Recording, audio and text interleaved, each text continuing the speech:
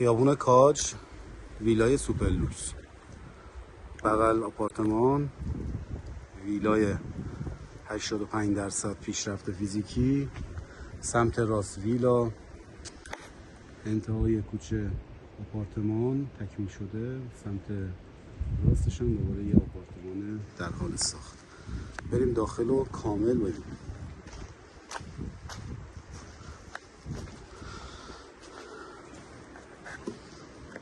ورودی خود سازه.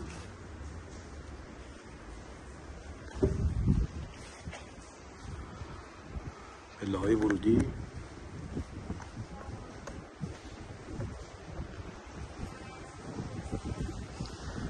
فشار هوای مثبت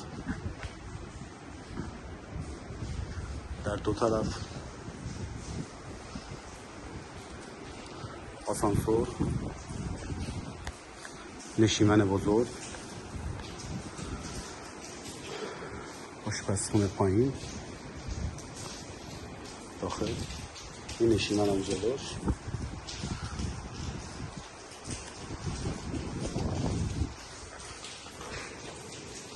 آبنما و برکه و بقیه چیزاش.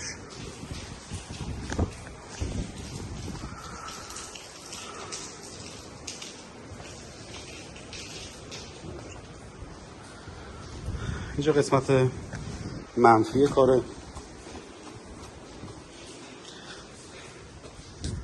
فضای جکوزی، استخر، حموم ترکی، اتاق ماساژ کامل، تاسیسات کامل انجام شده، فقط کاشیکاریش مونده، آیه بندی همه چیش تموم شده، فقط کاشیکاریاش.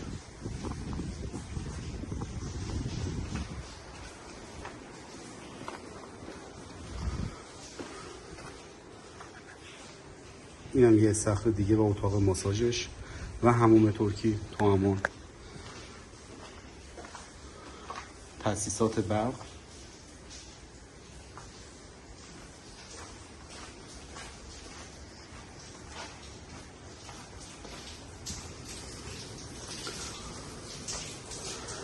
یه برکه و آبنما هم اینور کار، چیزی که اونجا دیده بودی، نشیمن کاره،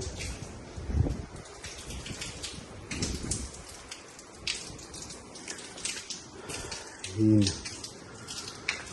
یه آشپزخونه مطبخ داره، یه سرویس پشت داریم،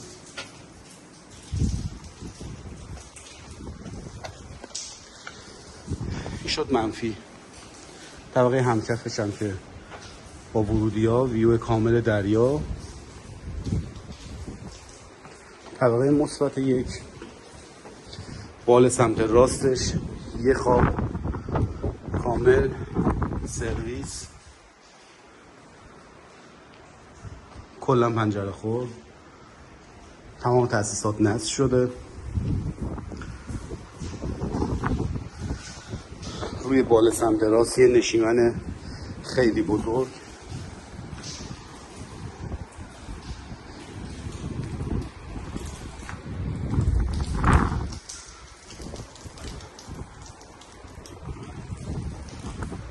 ویو کامل دریا.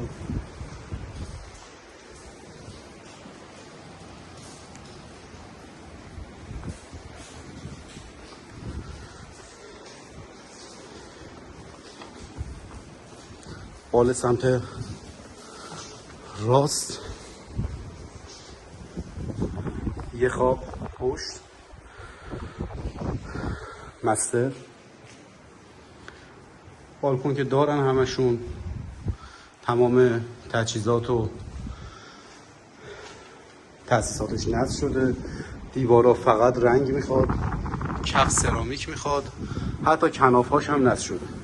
از اینجا میره برای طبقه مثبت 2. یه نشیمن دوباره عین بال سمت چپ اینجا داره، یه نشیمن خیلی خوب به موازات نشیمن روبرویی که از اینجا پله میخوره میره به سمت بالا. اصلا طریقه کار کردن پله ها رو متوجه میشین سازه تو چه لولی ساخته شده.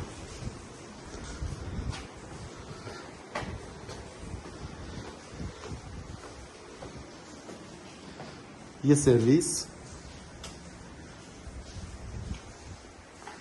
که محوطه آسانسوریش میاد داخل بالا.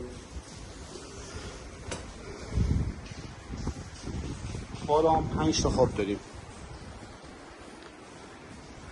یه خواب کامل، سرویس، مستر، ویو کامل، تاسیسات و همه نصب، یه بالکن مجزا. این خواب دوم طبقه مثبت 2 کامل.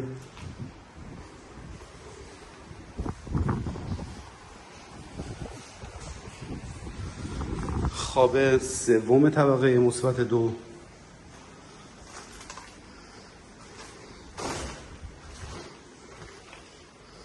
کامل.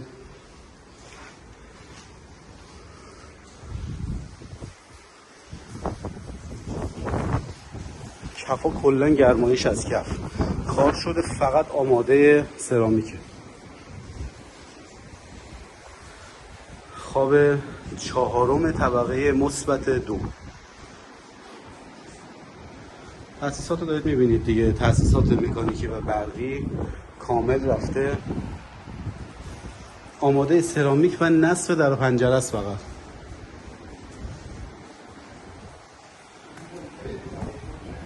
یه بالکن شاهنشین خیلی بزرگ،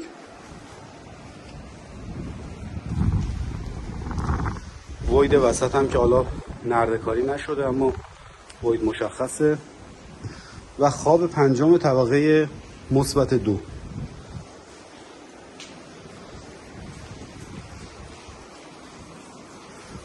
کمتر سازه ای من به چشمم اینجوری میاد.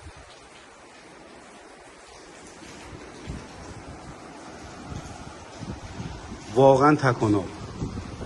7 تا خواب، 7 تاش هم مستر و چندین سرویس بهداشتی داخل مشاهات کار. این طبقه مثبت 2 بود. بعد روف کار داریم میریم.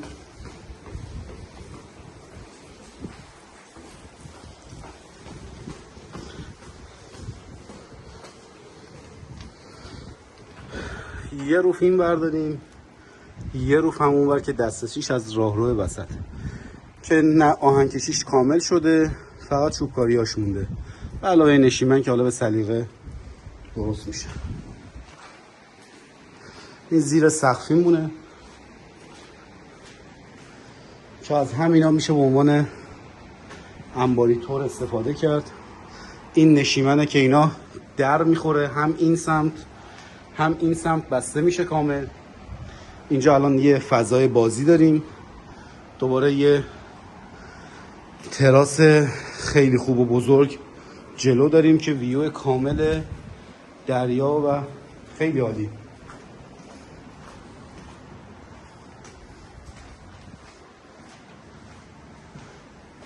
یه دونه روف هم سمت چپ پروژه است.